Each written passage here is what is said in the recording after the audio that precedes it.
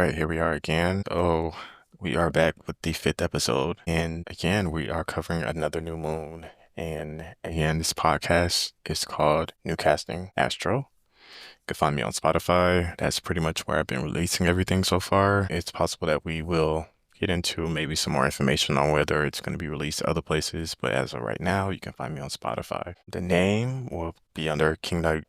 So yeah, the Instagram page is what's in today's. From there, you probably will end up seeing, the informational posting about the podcast, but that is where the whole inspiration of this podcast came from. Again, we just want to cover a lot of basics in astrology. So we're jumping right into this, and with this new moon, it is in Gemini. Yeah, this will be on the 26th of May, possibly 27th, depending on where you could be in the world. But, this is happening like right before midnight, so about 11, 5 minutes to 12 a.m. And the moon and the sun, again, this is when it makes the new moons in astrology, is when they come together, and it'll be at 6 degrees of Gemini. If you're looking at your own chart, which I do recommend some of you guys do if you haven't done this already, you can easily just search free birth chart in Google. And you will get a few different websites. Astro Seek is a really good one. Astro Cafe. They don't pay me to promote them, but I think the charts are very useful. That way you can see like the actual degrees, like what I am looking at right now. And you can see a ton of other things as well throughout the charts, such as your houses. Again, that's 1 through 12. So each house is from a sign for the most part for most people. And you can just determine how significant it can be to you, depending on, again, where your sun is, where your moon is, and rising sign. Those are like some of the main ones, and then you just go into deeper other places as you get into more of astrology. So yeah, with the sun and the moon being together, it's just pretty much a phase of the moon where it just goes a little dark. You can't really see it in the sky. If you ever pay attention to the skies, usually they say it can help you identify a lot of different stars. And for instance, this is an interesting place because I would say like, for a while you could see Mars near two stars, and not really in astrology, but just going deep into all type of stars. You would see, for instance, a star called Castro and another one called Pollux, and they're pretty much known as the twins in, the star of Gemini. And that's pretty much, I think, goes into the whole area of Gemini, because again, it does represent the twins or two.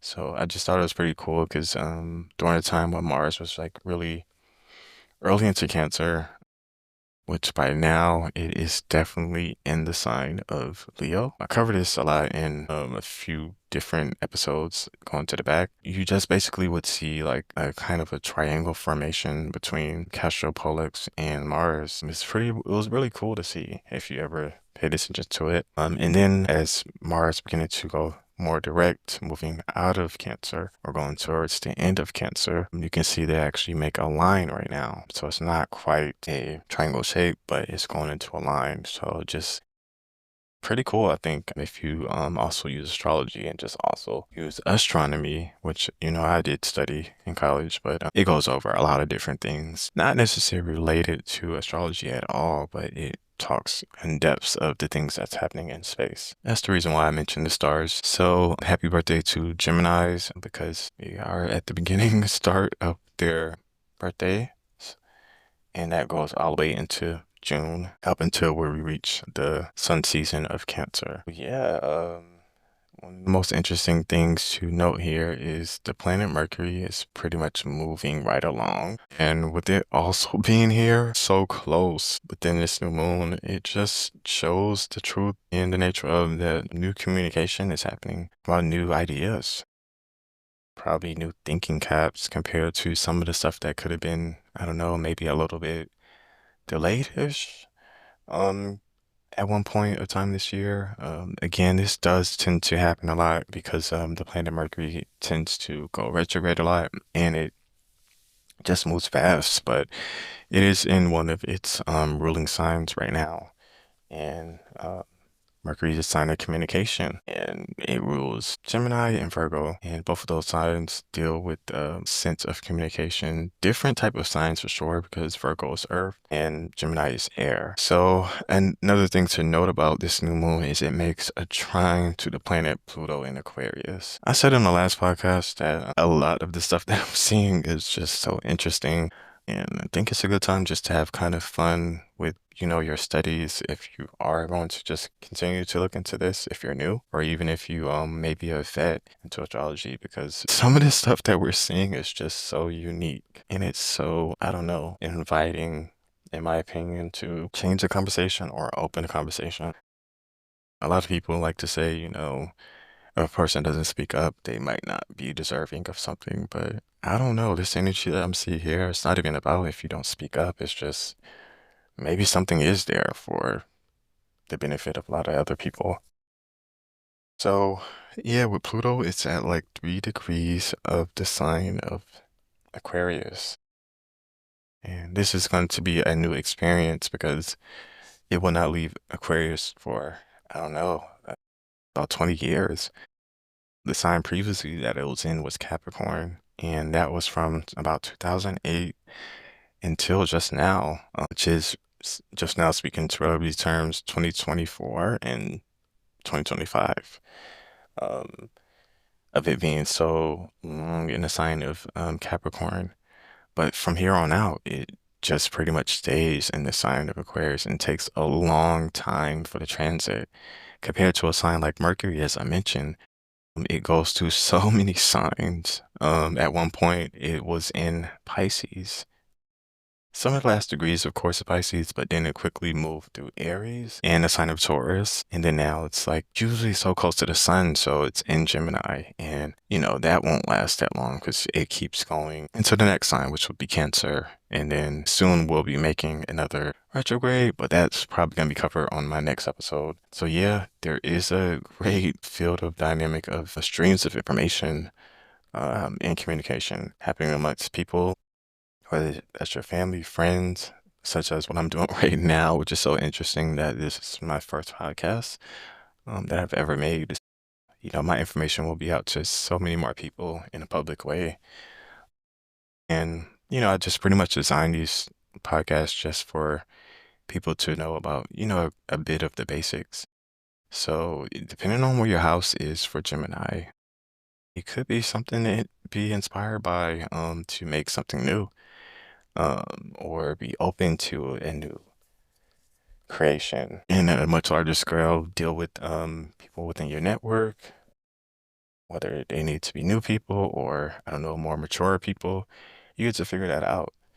Uh, and I think that's quite amazing. So, pretty much some other things to kind of note here, is the sign of Uranus, and it is at 27 degrees of Taurus right now. So that's like, the very end of the sign of Taurus. And this planet is a planet that means pretty much business. So if you kind of been stuck on something, or even at a greater scale, the world at large, if something's kind of been stuck, I don't know, I just feel like it's gonna be a swift move to kind of like a severance. Not really want to say severance because that deals with pay, but severed, like the Medusa head, I guess, being kind of like removed from something.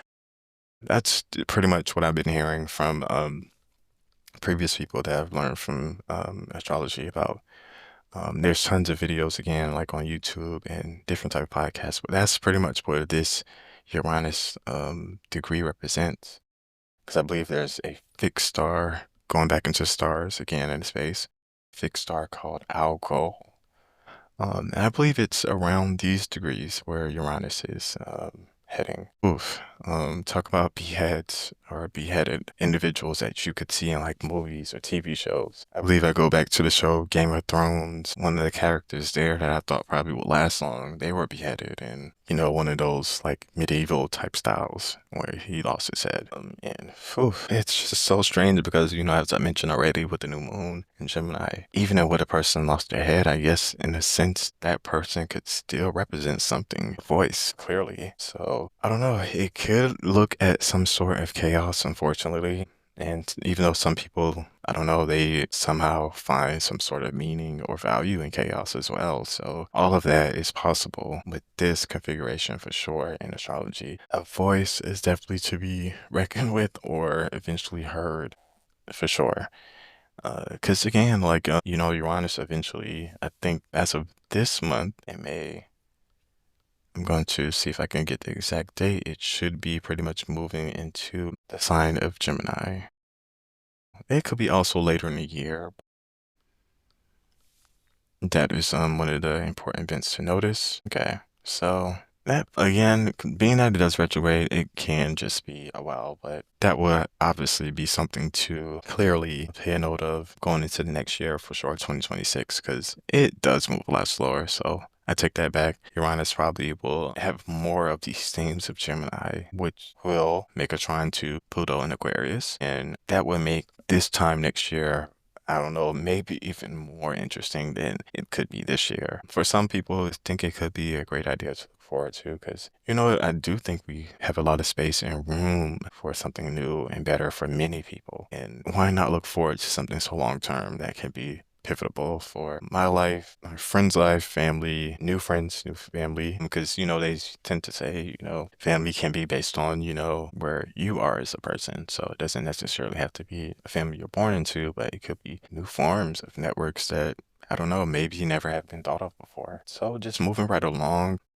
we want to go back to the sign of Aries. This is pretty much major as well for my audience to know of, when we're going over a new moon, because Saturn is finally pretty much out of the sign of Pisces for now, because that sign also does retrograde, but it is at 0 during this new moon. So this just, to me, again, just add into this new beginning. A lot of the things that you kind of could have seen in previous episodes that I've talked about the sign of Pisces was a little bit of I don't know, a stream of information, but also some sort of endings too, and a bit of a cycle of the ending that will still just kind of be there. But eventually, it just seems like the other side of the sign of Pisces deals with something new showing up. And that's what I can see in the sign of Aries. A lot of maybe champion type things of thinking of, because Venus is also still in Aries at the moment. It's at 20 degrees, so it's just further away from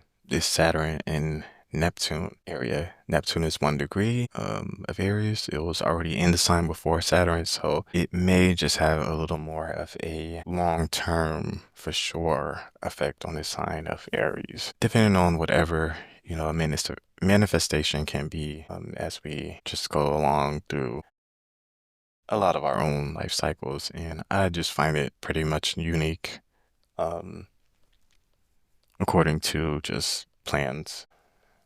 Yeah, I do want to note the last time that I've noticed for sure of Neptune and Aries being, sorry, Neptune and Saturn being so close to one another,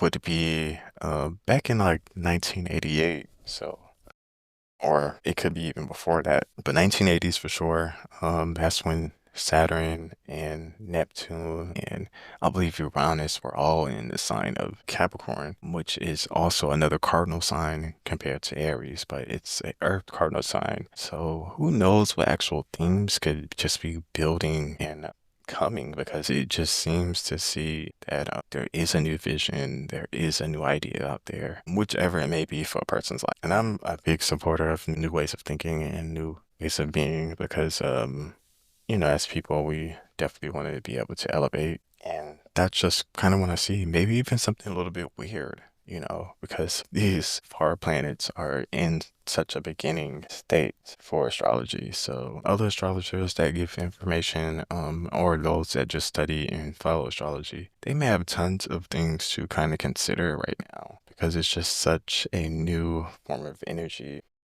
Another planet or astrological type of position that's also here is the sign of Chiron. It's known as a wounded healer. So it is at 25 degrees of the sign of Aries. And Venus is pretty much going towards that degree because it's at 20. So I don't know, this can also open up to, more again. I said this last podcast, heartfulness, HeartFul.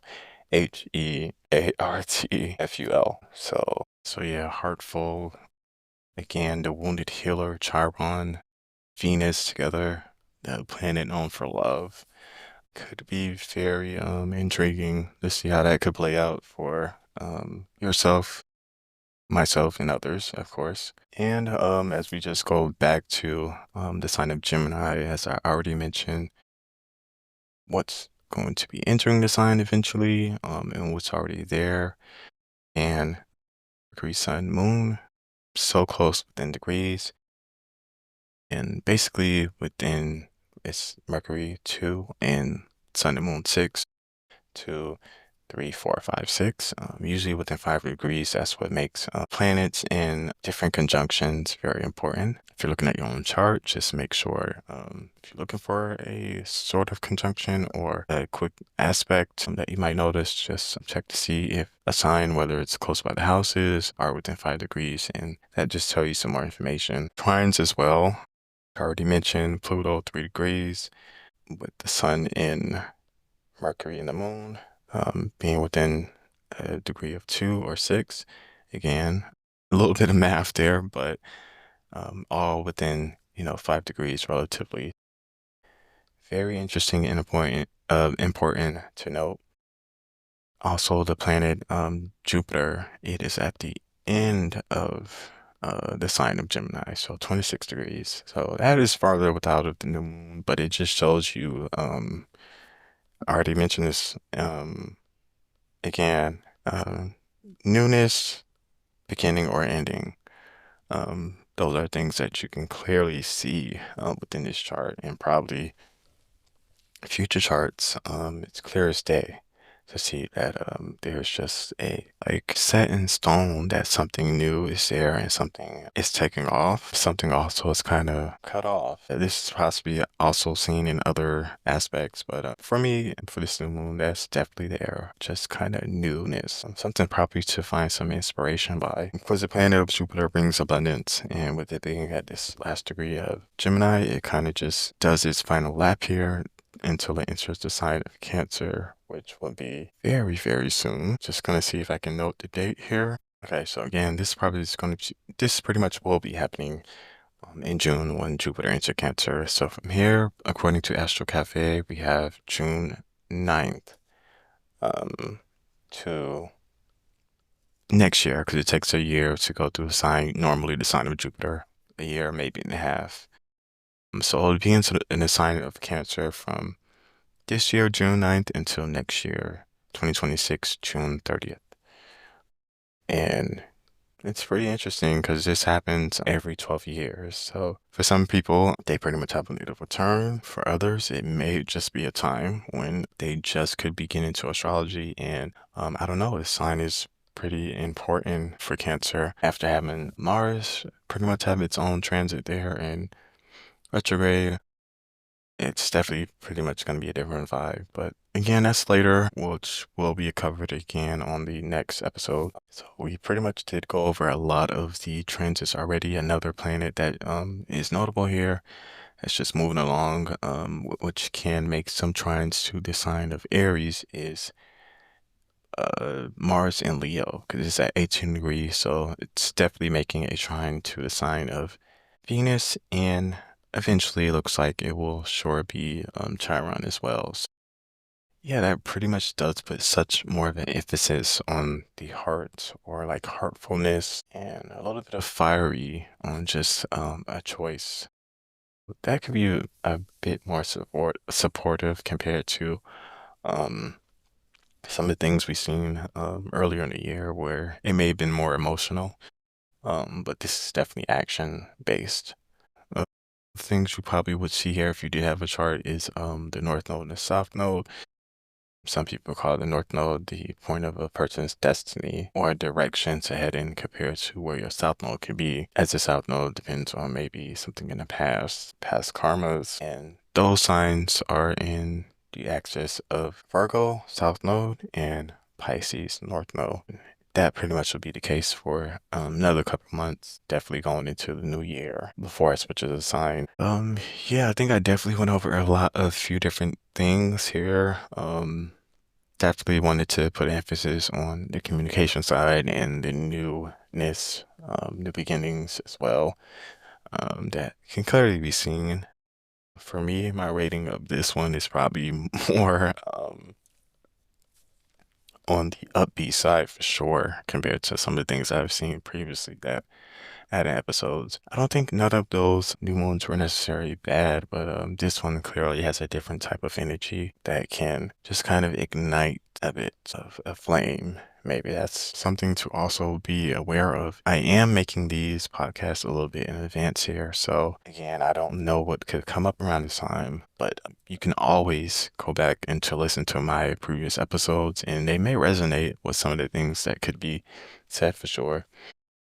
Some of the things that's just happening in our country for sure is our current administration, that, several people probably support, and who knows, um, how they could be feeling around this time of the year and for this new moon, that I've just really try to reiterate and just go over, because this is a very dual process, because the sign of Gemini is just dealing with so many different ideas. Maybe somebody did invest their time into some of the things that you see right now in the world, but maybe they don't want to deal with it anymore. I don't know. Sometimes when you have those different type of ideas, sometimes it weighs into just picking something that really sticks. And that's the sign of Gemini that just kind of can be problematic to some people, because some people will say the sign of Gemini just doesn't always pick one thing.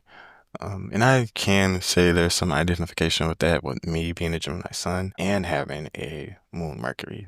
It does happen, but at the end of the day, I think we all have a lot of choices. And I don't think it should necessarily be a reason to, just completely judge a situation all the time or an individual. But we do have to learn that, there's your control things and there's things that's just out of your control. But I still believe with a new moon like this, you definitely can think of a long-term thing that may last for you and be important to you, and it could be supported. Definitely want to wish you guys a great new moon. And we are into the beginning of our, I guess, our summertime soon, and we're clearly dealing with spring signs as Taurus and Gemini are, and going to Cancer. Definitely summer. So I'll be back again with another episode. Thank you so much for listening to me, and I wish you all the best and take care. Thank you.